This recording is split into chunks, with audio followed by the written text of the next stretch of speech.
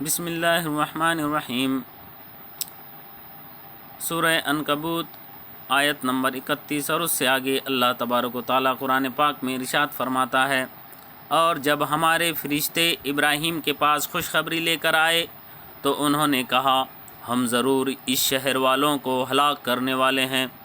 بے شک اس شہر والے ظالم ہیں۔ فرمایا، اس میں تو لوط بھی ہے۔ فرشتوں نے کہا، ہمیں خوب معلوم ہے جو کوئی اس میں ہے، ضرور ہم اسے اور اس کے گھر والوں کو نجات دیں گے، سوائے اس کی بیوی کے کہ وہ پیچھے رہ جانے والوں میں سے ہے۔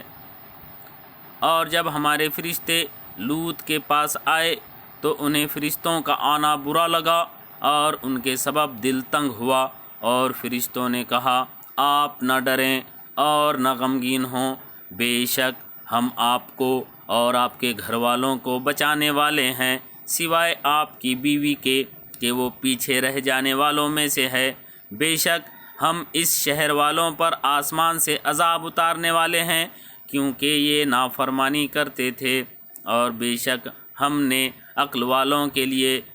اس بستی میں روشن نشانی کو باقی رکھا، اور بے شک ہم نے عقل والوں کے لیے اس بستی میں روشن نشانی کو باقی رکھا۔ مدین کی طرف ان کے ہم قوم شعیب کو بھیجا تو اس نے فرمایا، اے میری قوم، اللہ کی بندگی کرو اور آخرت کے دن کی امید رکھو اور زمین میں فساد پھیلاتے نہ پھرو۔ تو انہوں نے اسے جھٹلایا تو انہیں زلزلے نے آ لیا، تو صبح اپنے گھروں میں گھٹنوں کے بل پڑے رہ گئے۔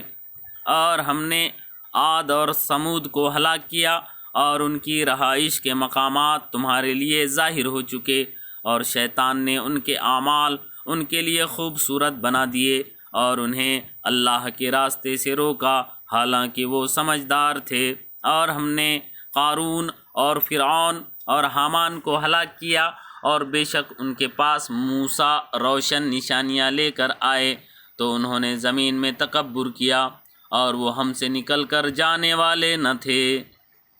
تو ان میں ہر ایک کو ہم نے اس کے گناہ کی وجہ سے ہی پکڑا، تو ان میں کسی پر ہم نے پتھراؤ بھیجا، اور ان میں کسی کو خوفناک آواز نے پکڑ لیا، اور ان میں کسی کو زمین میں دھسا دیا، اور ان میں کسی کو ڈبو دیا، اور اللہ کی شان نہ تھی کہ ان پر ظلم کرے، ہاں وہ خود ہی اپنی جانوں پر ظلم کرتے تھے۔ جنہوں نے اللہ کے سوا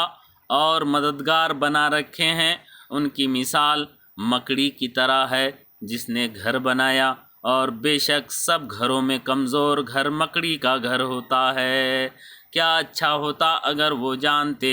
بے شک اللہ جانتا ہے اس چیز کو جس کی وہ اللہ کے سوا پوجا کرتے ہیں، اور وہی عزت والا حکمت والا ہے۔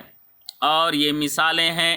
جنہیں ہم لوگوں کے لیے بیان فرماتے ہیں، اور انہیں علماء ہی سمجھتے ہیں۔ اللہ نے آسمان اور زمین حق بنائے، بے شک اس میں ایمان والوں کے لیے نشانی ہے۔